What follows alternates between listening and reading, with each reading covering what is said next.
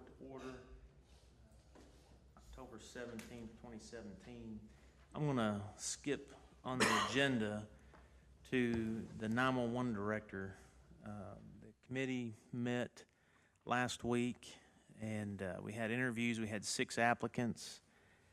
That was narrowed down from 22. We had some really good applicants that came through, and the board, when we finished, we actually selected LaDonna Correll. She's sitting in the front row, and she did a great interview, and her skill set is exactly what we were looking for. We were definitely looking for some management skills, and she brings that to the table. So for the first order of business, I'd put that on the motion to accept LaDonna Correll as the new 911 director. I'll make that motion, Judge. Second. All those in favor say aye. Aye. Any opposed? Motion carries. Now, LaDonna's going to have to be leaving, so if the media wants any photos, she's graciously here to, if you want to snatch a photo with her right now. LaDonna, do you want to come up here and let them take a picture of you? It's fine right out here. Put your feet to the flame. We'll get you right into it. I'm going to get out there. LaDonna's got, her background is with the state police. She's also worked at USEC. She currently is a contractor out there with security and management. And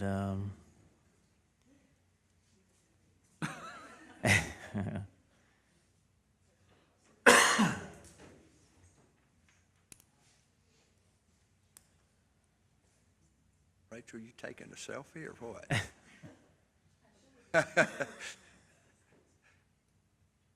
and I've got her phone number, so if y'all want it, you can call her to get more details.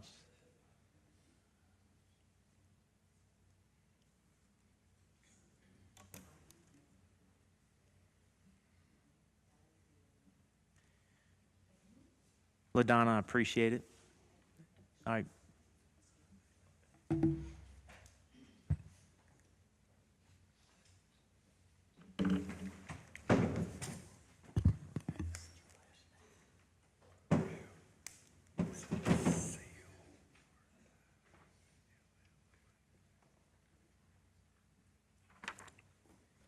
Go ahead with the guests.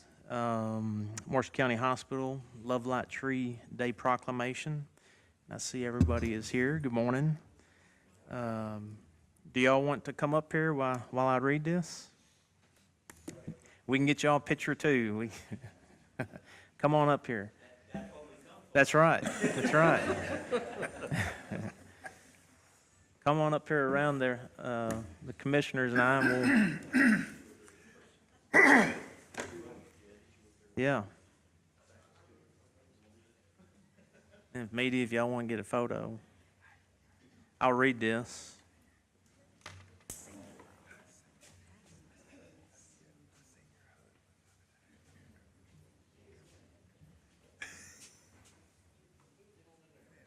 Barney.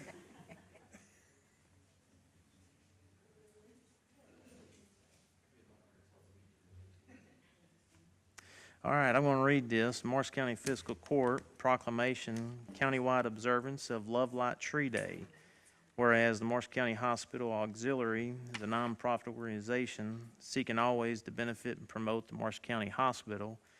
And whereas the Morris County Hospital Auxiliary has in the past year purchased 1 Clio monitoring meter, AccuTrend Plus kit and cholesterol strips, 1 vein illumination, vein finder system with stand, 1 kitchen cart for dietary, and whereas the Morris County Hospital Auxiliary gave the 5th annual $500 scholarship for 2 students in Morris County going into the healthcare field, and whereas the Morris County Hospital Auxiliary will have provided for 31 consecutive years an avenue for individuals to commemorate and honor loved ones, deceased or living, by sponsoring the Love Light Tree each December. And whereas the Morris County Hospital Auxiliary would like to set aside 1 special day to encourage county residents to remember loved ones by making a donation to have a light placed in the Love Light Tree. Therefore, the Marshall County Fiscal Court does hereby proclaim Friday, November 3rd, 2017, Love Light Tree Day in Marshall County, given under my hand on this 17th day of October 2017. All right. Thank you.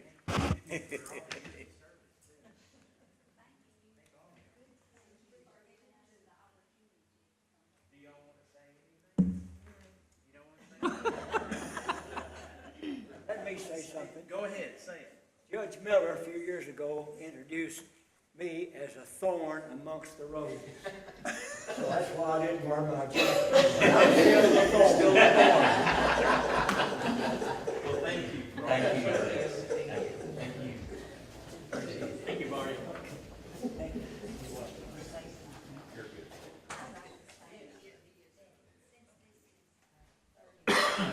We are having 2 trees this year. We're having a child's tree. We will be selling cards, which I have brought you all a stack of. Okay. If you buy a light for the child's tree, we will write their name on an ornament, which is a snowflake if it's honor, and, no, excuse me, snowflake if it's deceased, or a mitten if it's an honor. Okay. And we will be putting our trees up around the end of November, let's see, Thanksgiving, isn't it? Okay. And they will stay up until the last day of December. All right. The lights are $5. I'll put this in my office and I'll give some to the commissioners so they can hand them out, so that way we can get these out for you. We would appreciate that. The only thing is they need to write 12 or under on the card, so Well- we'll know which tree to put it on. Okay. Because we will be having our usual big tree. Okay, will do. And we are also having a bazaar on November the 10th in the hospital. We'll have baked goods and home needed items. What time? Is it gonna be Early. Morning time? Yeah, all day. November 10th. Okay, so I won't forget that. Well, thank you very much. We do appreciate all of you. Yes, thank you.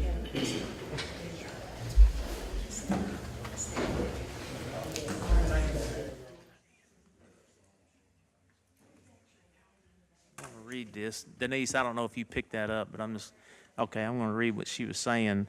They're going to have 2 trees. One of the trees is going to be in remembrance of children. And I've got cards. I'll have them in my office, and I'll give some to the commissioners if they want to hand them out. But it's Marshall County Hospital Auxiliary Love Light Tree for children. Minimum of $5 per name is requested. And if it's a child under 12, they need to put on their card U12. But it would be a donation, and they'll put that on the tree. So I'll have those in my office. Brian Cutsinger. Good morning, sir. Good. You want to get up here? And we've got, Brian and I have been talking about the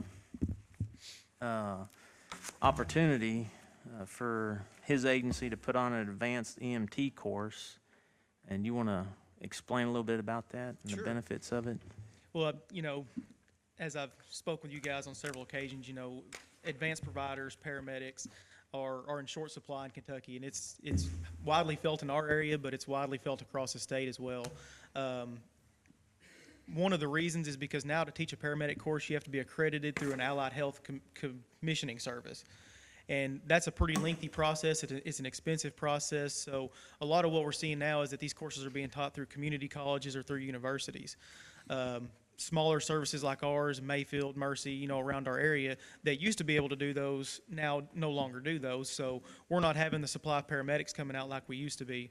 Several years ago, the Kentucky Board of EMS certified what they call an advanced EMT, and it basically falls between an EMT basic and a paramedic, meaning that it can do an advanced EMT can do all the things that an EMT can do, plus some of the advanced procedures that a paramedic can do. Some of those being starting IVs, given certain medications, certain types of airways they can do, CPAP, BiPAP, those things a paramedic can do that an advanced also can do. So they've really got a good spot in an EMS system. And what we're looking to do with this is we're looking to go through the steps and get our TEI, which is our teaching license, that would allow us to teach an advanced EMT course. One of the reasons being is that we would like to be a little more self-sufficient, so that whenever we have staffing needs or we have staffing shortages, if we need advanced EMTs or advanced providers, we can do these courses on our own. And kind of as I mentioned to Judge, this also allows us that if we're, ever in the future, if we have the ability or the opportunity to do just an EMT course, like an EMT basic course, that would allow us to do that too. The primary cost of this project is going to be the equipment requirements that's required to get the license. And most of that's training equipment like airway mannequins, IV simulation arms, a lot of the stuff we've already got. So, I mean, it's not going to be a huge list of things that we're going to have to purchase, but there are a few. $200 of this is the application fee to go along with the application for the TEI. And I think I've got figured in there, which I've given you guys a document. Some of the costs included in there is I'm estimating 4 people from our agency to take our initial course, and that includes the cost of the textbooks. The textbooks that we found they're just shy of $300 per student. So with all that said, I mean, I've kind of got all those costs figured there, and that's a pretty close cost. The $3,400 is very close, but it may, be a little more, could be a little less, depending on how everything shakes out.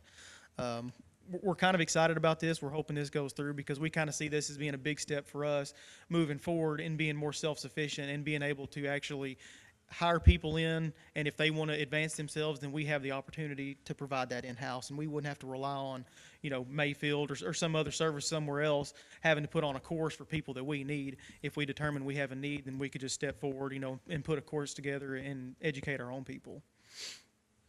I think the ability to be self-sufficient is huge for your agency, not having to rely on other agencies to get your people educated. I know when we talked about this, I understood it.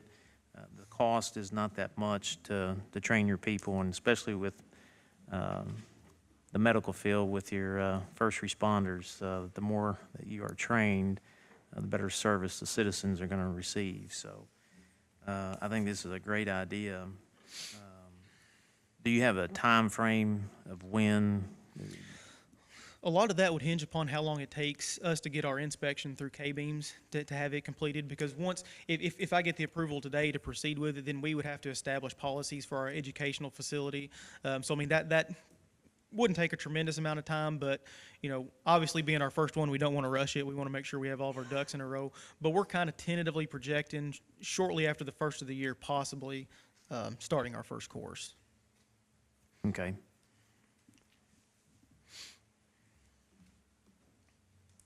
I certainly commend you, Brian, for being proactive in this endeavor, and it's obviously, as we've heard over and over again, the supply of EMTs is dwindling, and not just in our area, but everywhere, to get qualified people. So I appreciate you being proactive. And that's kind of one of those things from my chair. The last thing I want to see is, to have a service that can't meet the needs of the community that it's there to Right. serve. So that's, Right.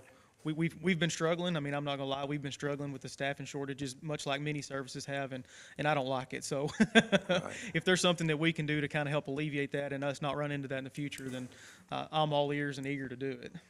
Appreciate you making that effort.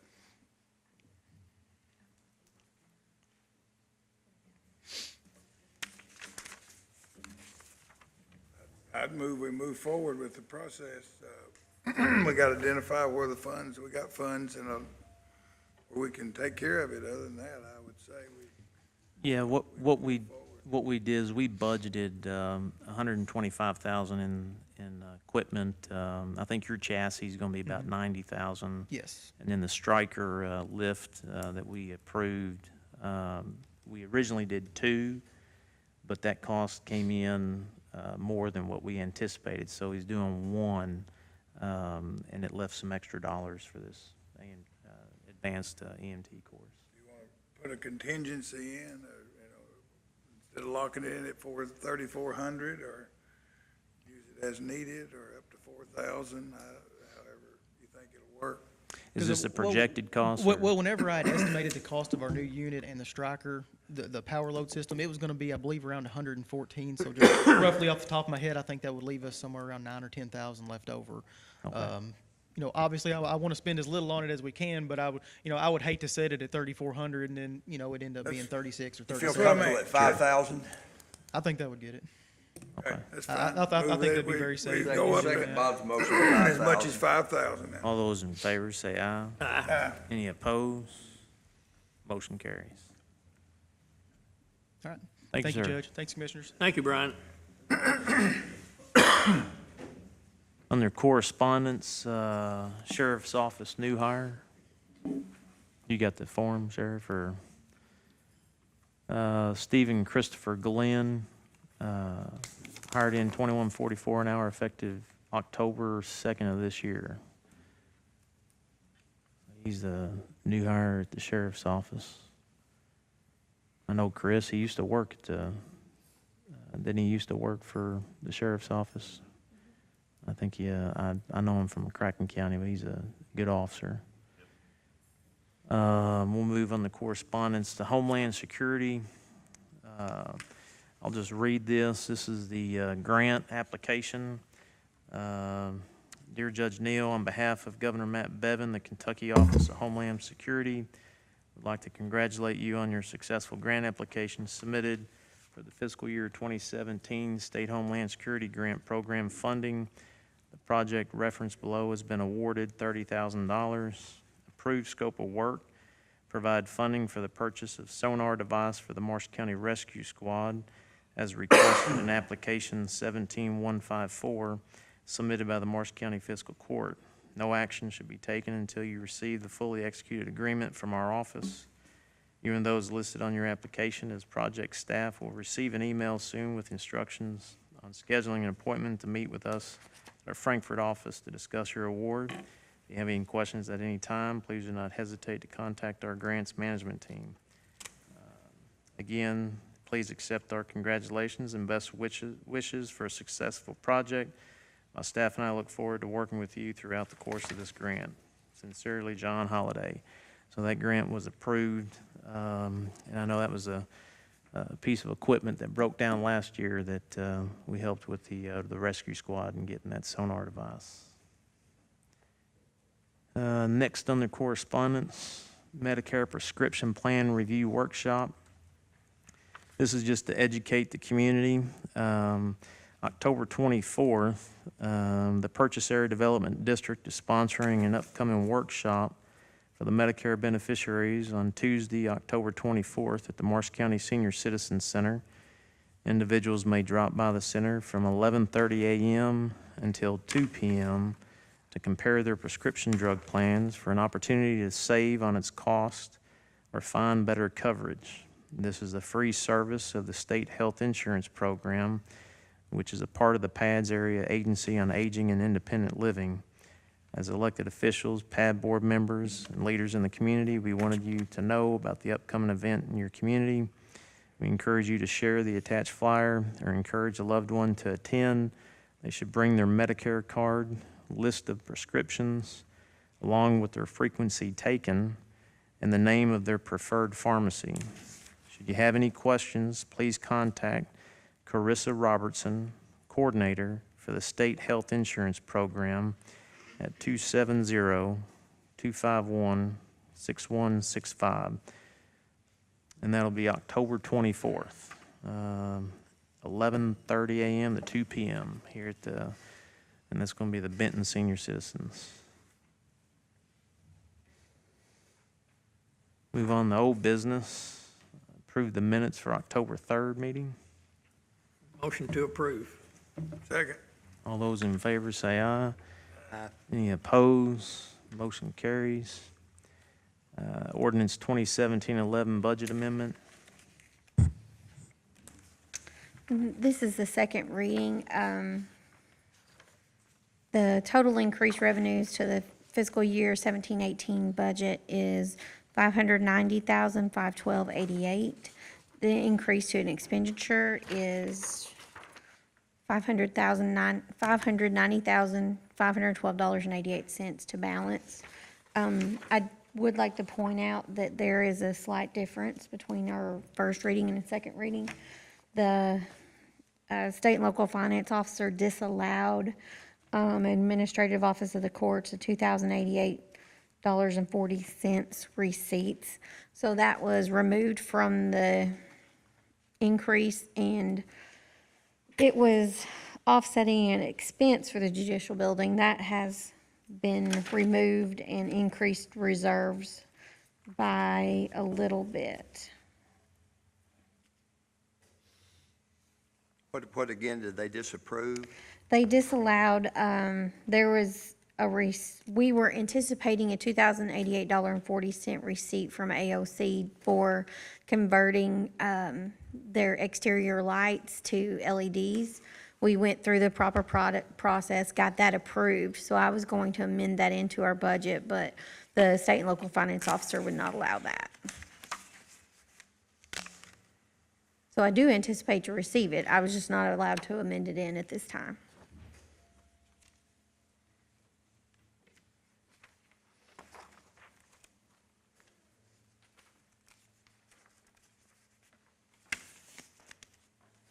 It was approved to foreman classification on the 28th day of September from Commissioner Donahue.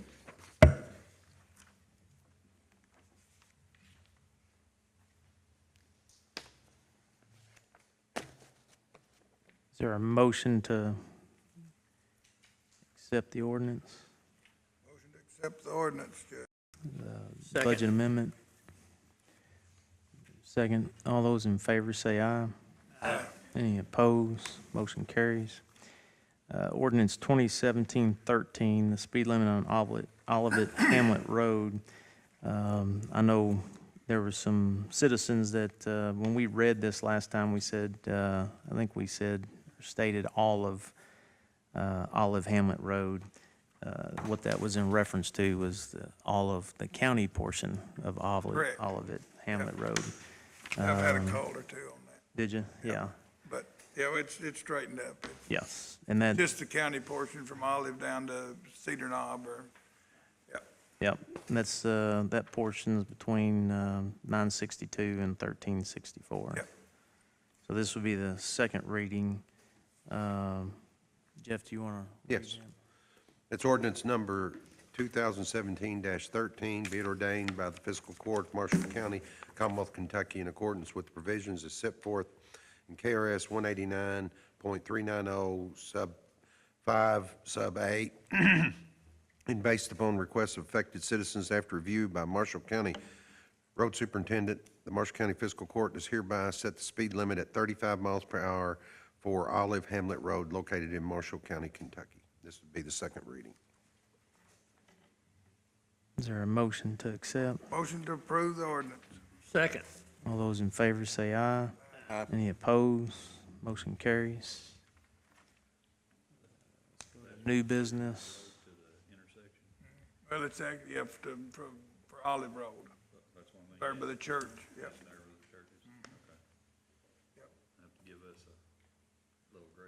Sure. Sure. Jeff, do you got, this is the ordinance 2017-14, Marshall County Sanitation District. This is the first reading.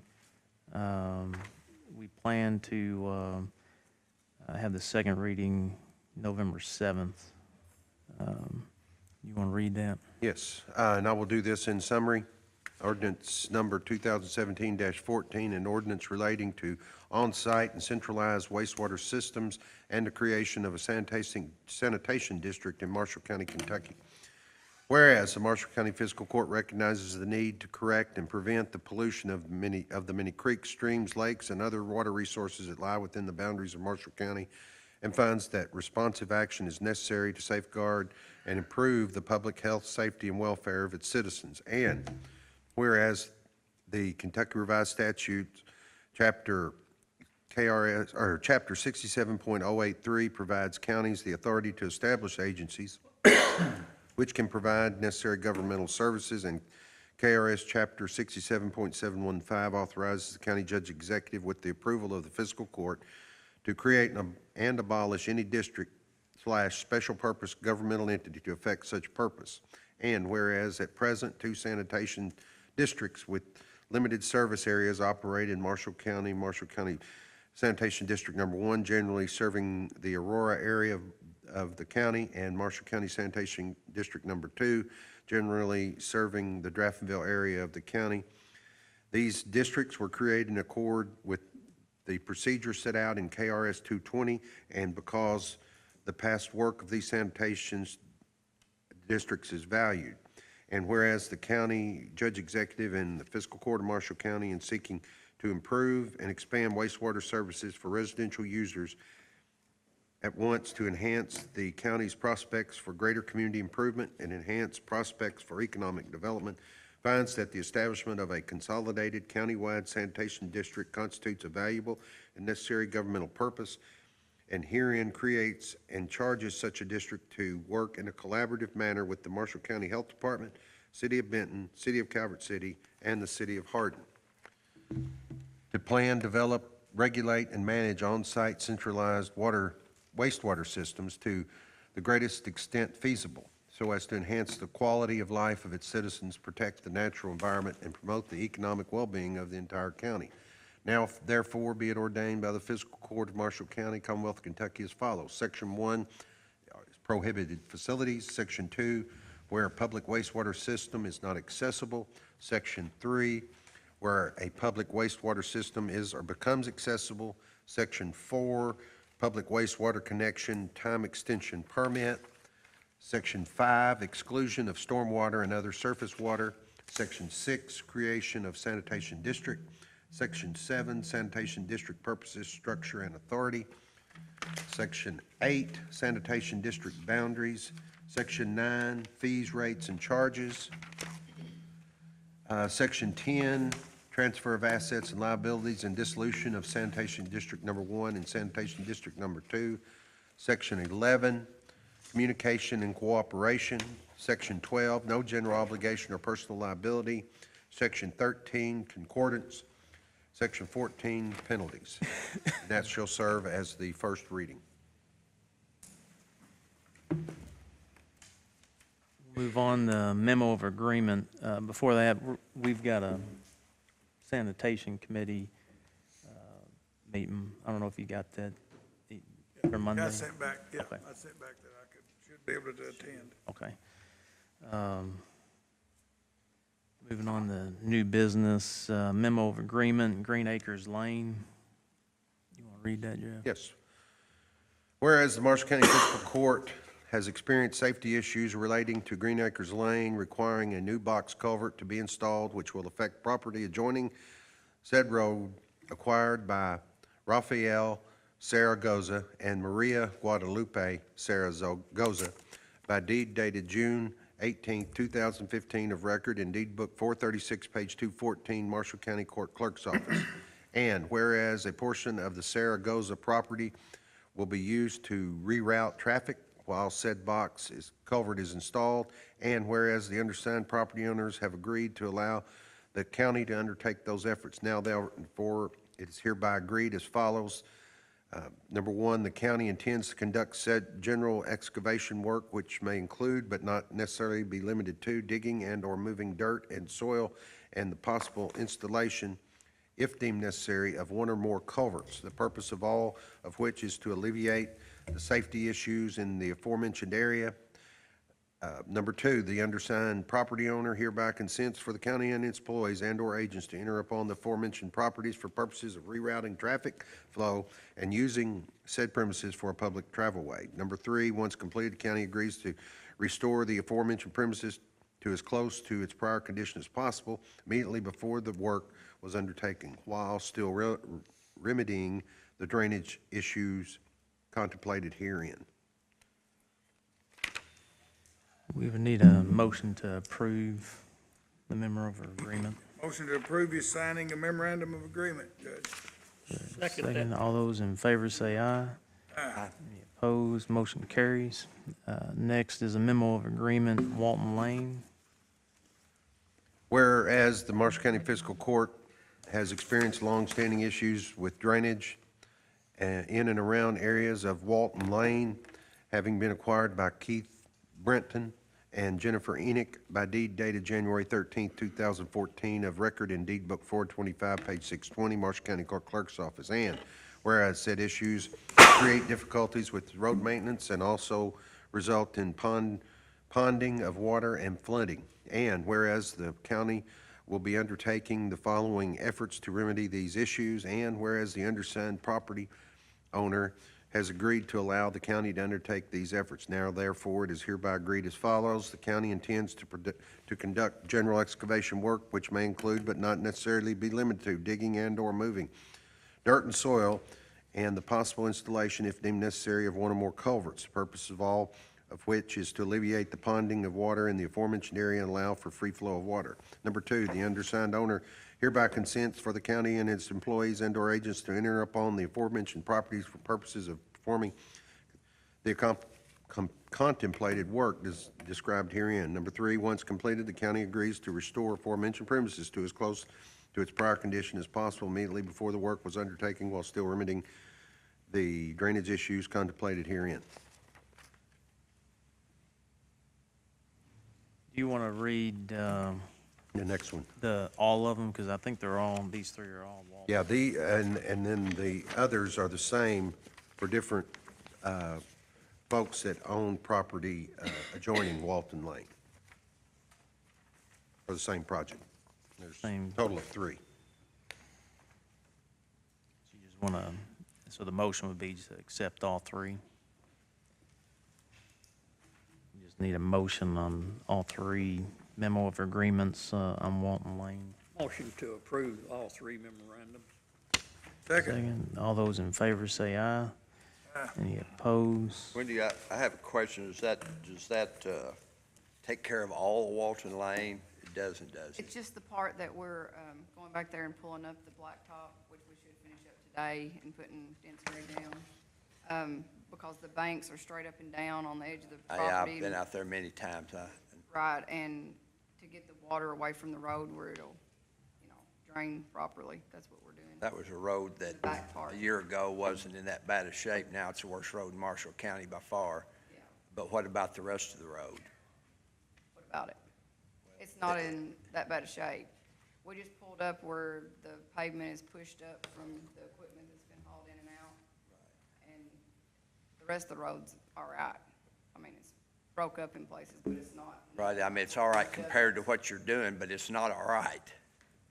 You've got Mr. Johnson is the one who came to my office and complained about the section in front of his house and where she's talking about. Well, I understand that, and that's in bad disrepair, and there's no doubt, but there, the entire road is, there's no doubt that it's probably the worst road. Is it not the worst road in Marshall County? Well, not now since we've dug it up, but yeah. Well, it's gravel. Beforehand, yes. But it's a gravel road now instead of but the Dent's great. I was out there how would Saturday. you rate the road, the remainder of the road, though? I mean, it's on the paving list for not this coming year, but the next. Okay, I was out there Saturday morning. It's yeah. 100% better than it was. Yes.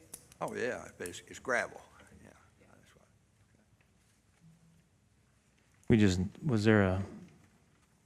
There's a motion and a second. All those in favor say aye. Aye. Any opposed? Motion carries. Let's see, Cemetery Board resignation and appointment. Mr. Hyder had corresponded. I'll just read his letter. Mr. Marley Connor, a member of the Cemetery Board, is in ill health and has asked to resign from the board. I tentatively accepted on your behalf. Now, of course, we need a replacement. We have, for some time, had a preponderance of board members from the southern end of the county, including Mr. Connor. I'd like to replace him with someone from the northern end. My suggestion for approval is Miss Linda Woodward, who lives on Roy Vassar Lane off Lakeview Church Road, just outside Calvert City. I know Linda personally and believe she would be an asset to the board. She is a Morris County native and grew up in that part of the county. Her maiden name is Vassar and is very familiar with the terrain there. I believe she would do a good job, and I recommend her for the position.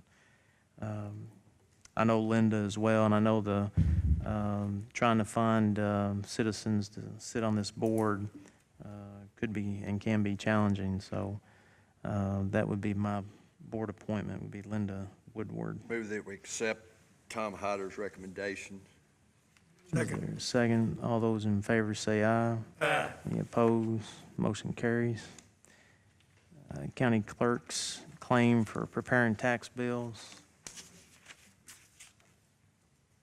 Emily, you want to? This is the court's responsibility. It's half of the amount of the tax bills, and I believe it's $3,502.35. That's just our portion. We need a motion for the records that he needs to, that, our county clerk needs to send to the state.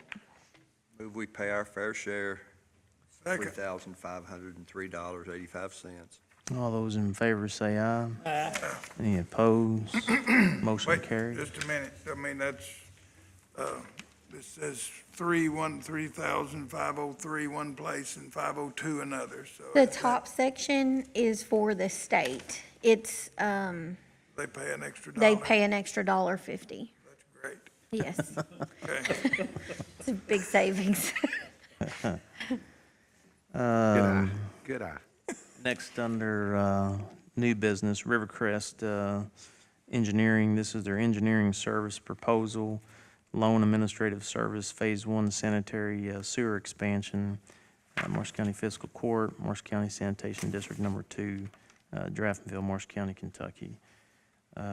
We had met with KIA, and the administrative cost that originally projected with the pad was 4%. I asked Rivercrest if they could put together a proposal for the administrative duties, and they did, with a total proposed fee of $55,000, which I think the 4% the pad did was about $120,000. So as far as costs, it's a lot cheaper, and Rivercrest has done an outstanding job thus far in working with the fiscal court. I wanted to present this on their behalf to see if the court would want to put them in the administrative responsibilities. What was the pad's price again?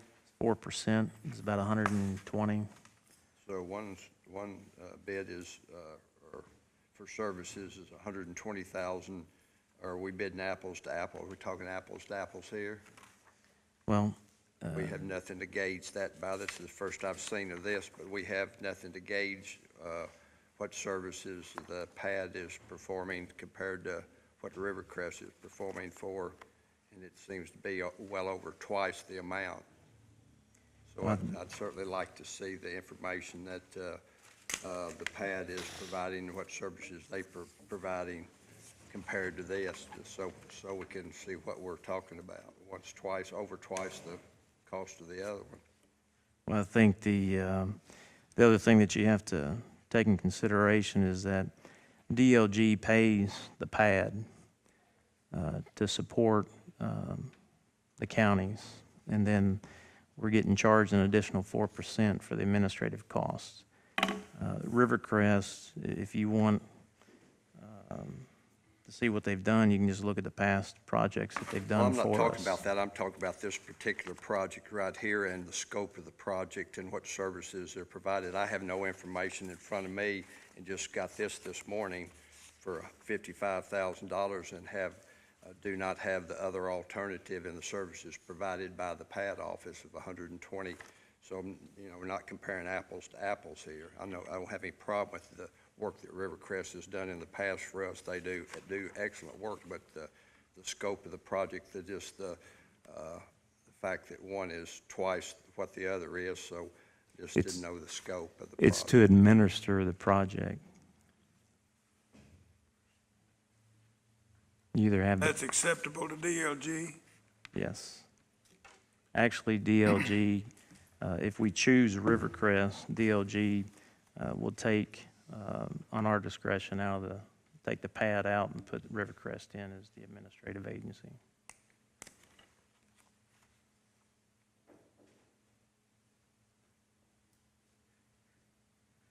Does the pad know we're leaning in this direction? Are they aware of that? I'm sorry? Is the pad aware that we are leaning in this direction? It's a matter of what agency we want to use. Now, but is the pad aware that we are leaning in this direction? Is the question. The pad gave 4% cost. I think Rivercrest $55,000 is a very competitive cost. Say I just don't have the apples to apples. This is the first time I've seen that this morning.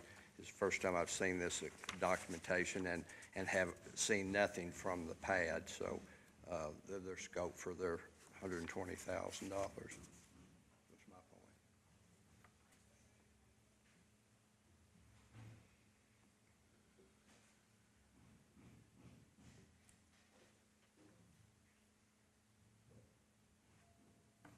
Is there a motion on the Rivercrest Engineering? Meeting with KIA, basically there's several things that have to be in place. The administrative agency that's going to do this for the fiscal court has to be identified. The longer we wait, the date gets pushed back. As far as the administrative, what the pad's going to do, the cost is $120,000.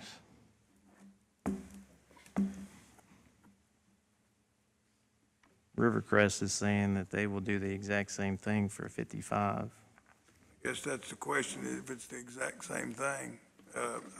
In the past, I'm not sure the pads, well, I guess they have pushed back a little bit occasionally, but I don't think they've usually been all that much interested in those,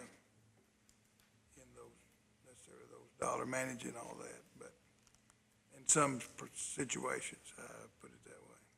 Yeah. The thing is that As long as this covers all the needs, that's the only question, I think. yeah, Yeah, that was my we question can also. we can pick who we want to administer the project. I think for me, when looking at the cost, there's a huge difference as far as who can administer the project. Rivercrest has already demonstrated that they can handle administrating. Oh, I don't doubt they can handle it. Now, this also says this is for a 6-month period, that we're gonna have that project finished in 6 months, and are there gonna be additional costs? Well, where we're at now to try to get the project started, the construction phase is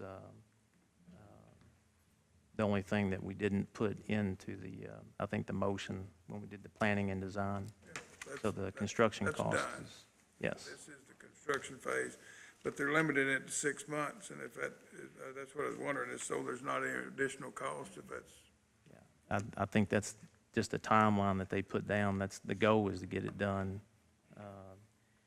Where we're at with KIA, we're going to use KIA as a financial institution with the loan with the low interest.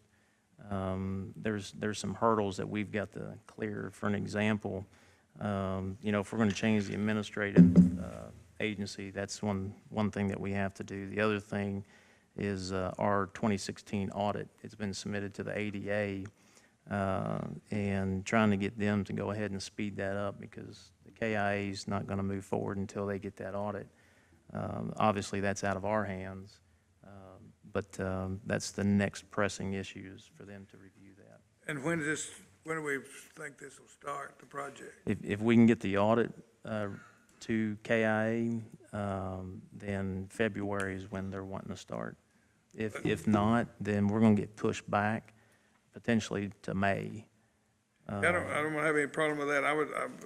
My only concern is weather conditions and all. If it pushes this past 6 months, it's gonna cost more dollars, or is this gonna be for the completion of the project? Because they won't be working during poor weather Right. conditions. They Right. won't be doing anything. And suddenly you get past 6 months and we start getting more bills. That's my only concern. Right. It looks like they're covering all the items that needed to follow the project, but they're limited it to 6 months, and that goes by in a hurry, especially if it starts raining in the spring, and this project will depend on weather, wholly. As a matter of fact, every time it rains, they'll have to stop. Correct. Is this fee And- gonna remain and- 55 regardless of the start date? To answer your question, Bob, Rivercrest is, Chad's been in correspondence with KIA as well. He's fully aware of the timeline and the hurdles that we have to get accomplished. As far as the weather, there's been multiple discussions as far as, just like the lift stations in Aurora, the weather can obviously cause that project to be delayed as well. So I think that's a common, when you're dealing with engineers and contractors, that's a common conversation, is that the weather can obviously change the timeframe.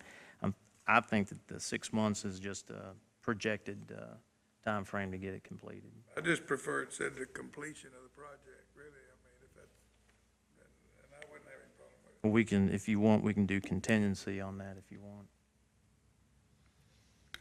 Make sure that if it's not, then we can, Yeah, if they'll agree that Renegotiate it's that. still the completion of the project, I'd make a motion that we accept their bid.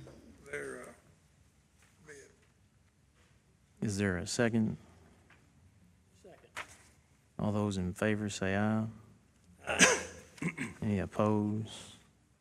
Motion carries. And I'll find out, I'll get with Chad today on that. Bid advertisement for the Great All at Road Department, you got that, Wendy? Yeah, I'm just needing permission to advertise for a new Great All and trade in a 2007 one on that. Motion approved for bid advertisement. Second, Second. all those in favor say aye. Aye. Any opposed? Motion carries. It's gonna be air conditioned. Yeah, we'll make sure it's air conditioned. Next on the new business is the Benton Senior Citizens Lease Agreement. We were going through, several months ago, we had prepared lease agreements for all the agencies that are using county facilities, and the Benton Senior Citizens was left off of that.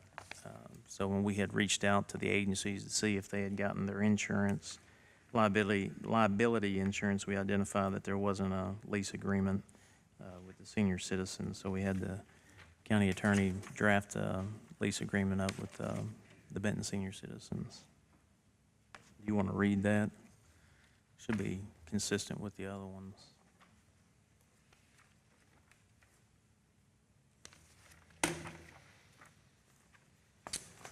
This lease agreement made and entered into by and between Marshall County Fiscal Court, hereinafter referred to as landlord, and Benton Senior Citizens, hereinafter referred to as tenant. Whereas the landlord desires to lease to tenant the property more particularly described to wit, tract of land located at 1713 Golf Course Road, Benton, Kentucky, presently occupied by the Benton Senior Citizens. Said tract being the same property conveyed to Marshall County, Kentucky by deed dated November 23rd, 1976, of record in deed book 167, page 26, Marshall County Court Clerk's Office, and more particularly described on Exhibit A attached here too. And whereas the tenant desires to lease the property under the following terms and conditions more particularly set out hereinafter. Witness it. Under the following terms and conditions, all of which the parties agree are material covenants, the landlord does hereby demise and lease to the tenant the property set out above. Number one, term. The lease shall be for a period of 1 year, beginning on first day of July 2017 and terminating on 30th day of June 2018. Number two, rent. The tenant shall continue to act in furtherance of its public purpose as proposed to the landlord in its grant application. Utilities. The tenant shall be responsible for and pay promptly, when due, all charges of public or private utility companies, including charges for gas, water, electricity, sewage, telephone, and other such utilities used by the tenant in said premises. Alteration.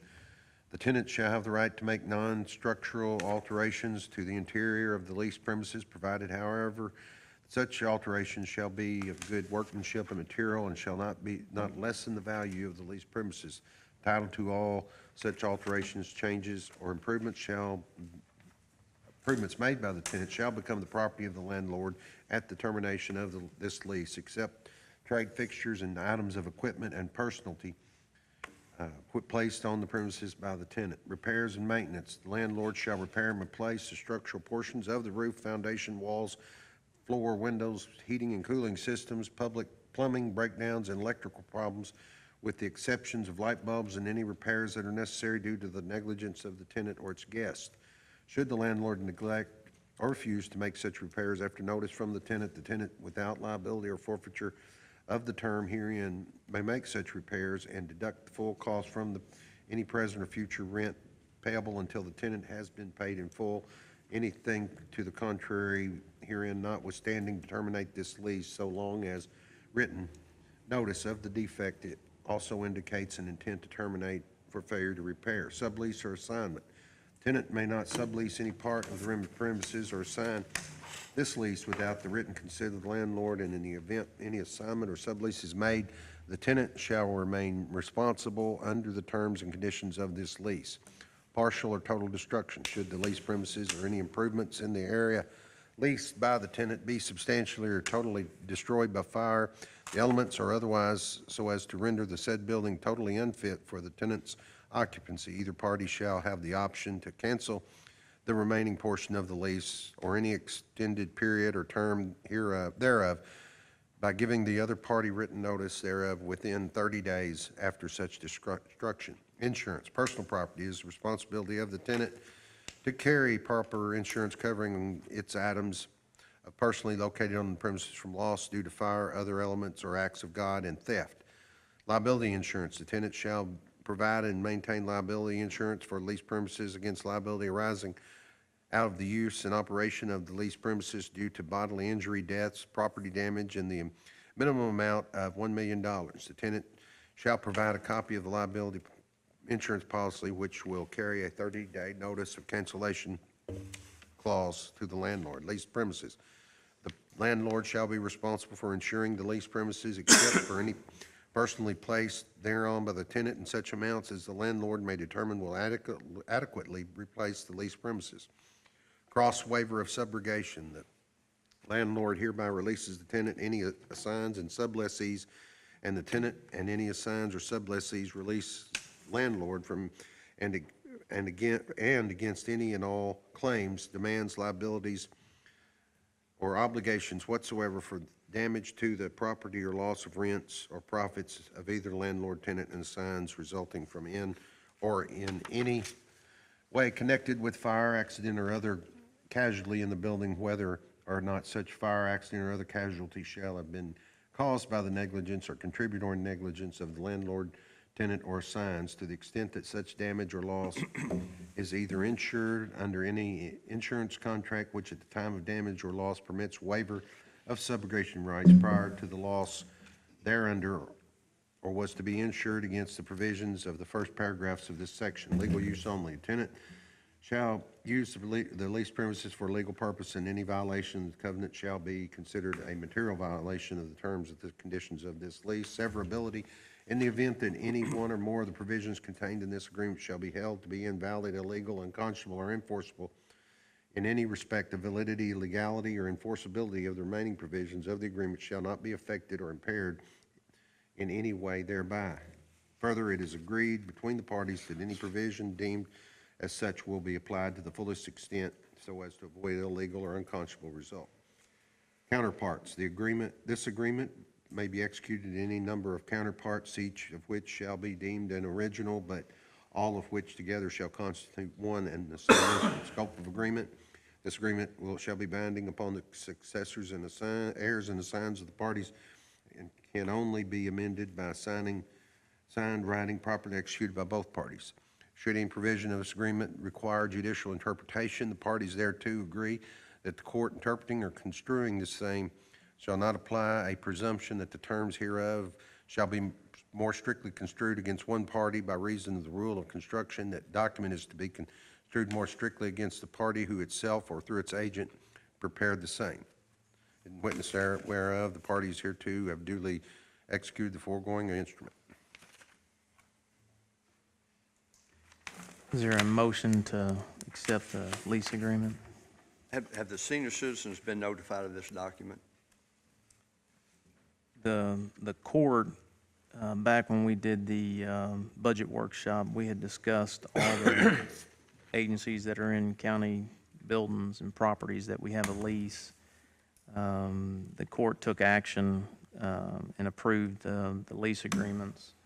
When it was presented, this was the only one that wasn't presented. So when we did the review, we found out that it wasn't presented, and so that's when it's been presented today. But the senior citizens have not been informed of this agreement. I believe during the grant applications, we had discussed that all parties would be filing a lease, and that was understood by everybody. Well, it apparently wasn't understood by the senior citizens. I attend the reason I ask is that I attend all their board meetings and try to help them, and the history of that particular building in 1975, Coy Creason and maybe Frank Dunn, was he the clerk of Benton in 1975, gave to Jerry Capps and the Marshall County senior citizens that property and the little building that was on that property. In 1976, the senior citizens turned around and gave it back to the Marshall County Fiscal Court for $1. And Mike Miller, the judge at the time, attended the council meeting, and Beth Cooper, the clerk, so graciously reviewed those minutes, and the purpose of Mike being there was to obtain that, and he wanted the blessings of the of the city council of Benton, because they had the previous year given that to the senior citizens, didn't want them just turn around and be able to give it right back to the fiscal court for $1. And the purpose was to get grant monies to build the building that was constructed in 1979. Their contention is that there's a possible life because of that, the senior citizens giving the county that property. There's a possible, and Jeff, could you look back and see if there are any a lifetime dowry associated with that? I talked with Marty Johnson, and he said he would go through his records. He said the county had some information on file concerning that, but it was his recollection. He said he didn't know for sure, and said it'd take him a couple of weeks to go through that to see if that was included in that. It looks like I wouldn't think that the senior citizen was turn around and give it to county. They want them to maintain ownership, but there may be something in existence already. That was Marty's recollection anyway. Yeah, if there were, it should be in the deed, but I don't see anything in the deed. I'll be happy to. I've got a copy of this deed, and I've got a copy of the deed from 1975, and the seniors do, from where they transferred. The city of Benton gave it to Jerry Capps and the senior citizens, and in this deed that we have before us, the only deed that we have before us is where Jerry Capps and the senior citizens give it to the county for $1. I'd have to look back through the other deeds. Right, that's what I'm asking, if you would do that. Yes, I'll do that. Since there is a lifetime. As far as the fiscal court, you're a voting member of the fiscal court, and when we met in the budget meeting, we all voted that agencies in the county facilities would have a lease agreement mainly to protect the taxpayers for liability insurance purposes. So as you stated, you go to the board meetings. You being a voting member of this board, you knew that you voted for that. Sure, I do, So if but it I'm was not to going be to override conveyed to I'm not going to Let override me a lifetime finish. dowry. Let me finish. As far as the senior citizens board not being aware, if you attend the meetings, you were aware. And this was an agreement that the fiscal court had voted on. Right, I So- understand that, and I'm in favor of that. We need to do so. Well, But I just don't said want that. this document to override an existing I understand document. That's my only point. No, And if there's period. something else out there that Right. controls ownership or Right. direction, Right. it would override anything we do now. Right. I But understand that. Could you search that and find Yes. out that for, they were just interested. I told them that I would ask you to do so. All right. I think we need to table this to the next meeting. Or you can put a contingency on it if Jeff doesn't find anything. Either or. Obviously, this thing is dated July 1st, 2017, so I don't think another 2 weeks is going to make or break the thing. It's long past July. The period of this agreement from 1 year is the first day of July 2017, so I'll second that motion to table until we get that information. All those in favor say aye. Aye. Any opposed? Motion carries. Next on the new business, Peel and Holland Wellness Service Agreement. Last month, when Peel and Holland came and presented to us, they had not had their, our service agreement for the wellness program drawn up. There are no differences to the program, only, they are using a different app this year. They're changing some of the underlying parts of it, but there's a 4.2% increase. It is going up from 13,760 to 14,345. Is there a motion to approve Peel and Holland's Wellness Service Agreement?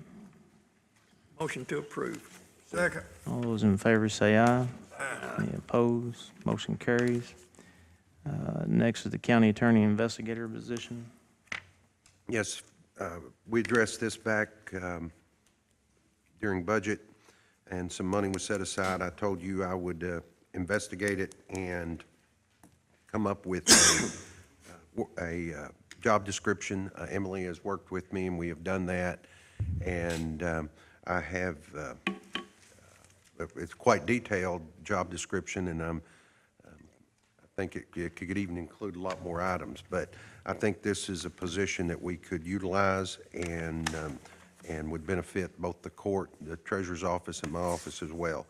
And I would ask, I told you then that I would bring it back for you once that was done, and I'd like to put that person in place the 15th of October. You got a copy of that job description? Or can just, I don't need it now, I Yeah. get one. Oh, yeah. When we said that's just a 1-year deal at a time, we're going to see how it works out. And Yes. Yeah. if it pays the bills or pays for itself, okay? I would move that we allow Jeff to hire that as of when, November, No, October. October? Okay, Second the motion. No, November, I I'm think sorry. November 1st. that's what I thought. November 1st. Sorry. What month is it? This is October. Where am I? Yeah. November 1st. There was a second. All those in favor say aye. Aye. Any opposed? Motion carries. Fiscal year 2017 audit award. I believe this was, Emily, Yes. you- I had gotten the letter from, we had requested that we have this would be our second year of not using the state auditors. So I wrote them a letter. They said, yes, we can use a private CPA. So I sent out notices to everybody that I sent out last year. I only got one back, and it is from the CPAs that did our fiscal year 16 audit, Piercy and Gray, and the price is the same as it was for last fiscal year, $13,800. They did have, I told them that we may be subject to a single audit depending on what we get back from the Sharkow Bridge from FEMA. If we get over $300,000 back on that, that will probably throw us into a single audit. If we have to do that, that would be another $3,500 on top of the $13,800. That's still $3,500 for a single audit is very, very good. The last one we had to have, I believe, was in 2010 or 11, and it was $12,000. I have no problem with this outfit. I met with them in the audit exit last year, and they're very accommodating and do a very thorough job, I think. Yes. My question is, have we gotten the audit report back from last year yet? No. They That's- have submitted it to the Oh, a long auditor's time ago. office. That's at We have ADA, gone- that's the one I Yeah, was talking that's about, been a long time KIA. ago, Yeah. That's what yeah. we're, But you have any idea when that's going to be back? We'll be notified when we receive that. Yeah. I know Yeah. Frank puts it out like on a Monday morning and. Yes, I've been watching to see when it's been, if it's been released, and so far it hasn't. Their, just to specify, their letter indicates the fiscal year ending June 30th, 2017 for the audit, but their schedule of fees is I saw that. 15, 16. Yes, So the yeah. audit, we can change, they need to change that. Otherwise, I'd make a motion that we accept, as long as it's for fiscal year 16 to 17. Second. all those in favor say aye. Any opposed? Motion carries. Treasurer's report.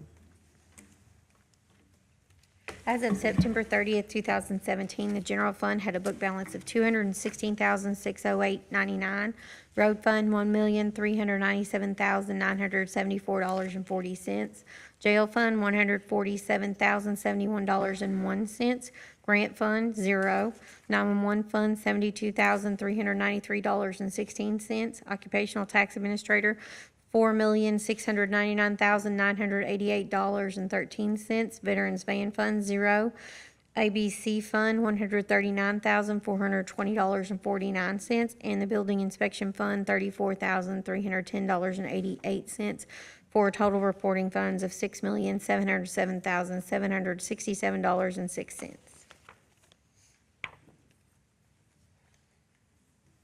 Accept the treasurer's report, subject to audit. Second. All those in favor say aye. Any opposed? Motion carries. Treasurer's quarterly report. Rather than reread all those numbers to you, my quarterly report reflects the same numbers. If you'll notice on the second page, the bottom right is our total reporting funds of $6,707,767.06. Motion to accept the treasurer's quarterly report, subject to audit. Second. All those in favor say aye. Any opposed? Motion carries. Intra-fund transfer. I'm asking to move $80,216.50 from the occupational tax fund to the 911 fund as budgeted. Motion to approve the interfund transfer. Second. All those in favor say aye. Any opposed? Motion carries. Approve payment of the bills. Motion to pay the bills, Judge. Second. All those in favor say aye. Any opposed? Motion carries. Before we go on executive session for personnel, just want to give an update on Sharkow Bridge. I think the contractors stated next week the bridge should be open. I know that good information for the citizens that live in that area. So I've seen it's pretty nice. It ended up being a Bridge, 94-foot span bridge, 94-foot. Okay. I was down there the other day, and they will be ready, not only in that immediate area, but the surrounding area because of the traffic and problems it's caused with its closure. So they've been very patient and appreciate their patience. Government doesn't move very quickly. Another announcement, this was on the desk here. This is a flag dedication ceremony for the Boy Scouts America Eagle Project.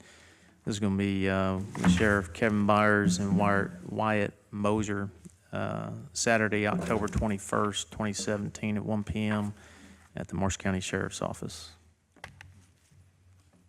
Is there a motion to go into executive session? So move, Judge. Second. All those in favor say aye. Any opposed? Motion carries. We'll go ahead and call court back to order. With the executive session personnel, there's no action at this time. So we just need a motion to adjourn. Yes. Karen was downstairs and she's balancing out the credit card bill. there's two charges that we don't have vouchers to present to you for, but one is $153, and it's to Fairable, and that was for a new fuse box in the maintenance truck, and then Rubber Cow for $316.79. That was some rubber sheeting that the road department needed. If I could get y'all to approve those two items, so we don't have a late charge on that credit card. Is there a motion? Motion to approve payment of those two bills. And then we'll submit vouchers at the 7th, next meeting. November 7th meeting. There's a second. All those in favor say aye. Any opposed? Motion carries. Is there a motion to adjourn? Second. All those in favor say aye. Opposed? Motion carries.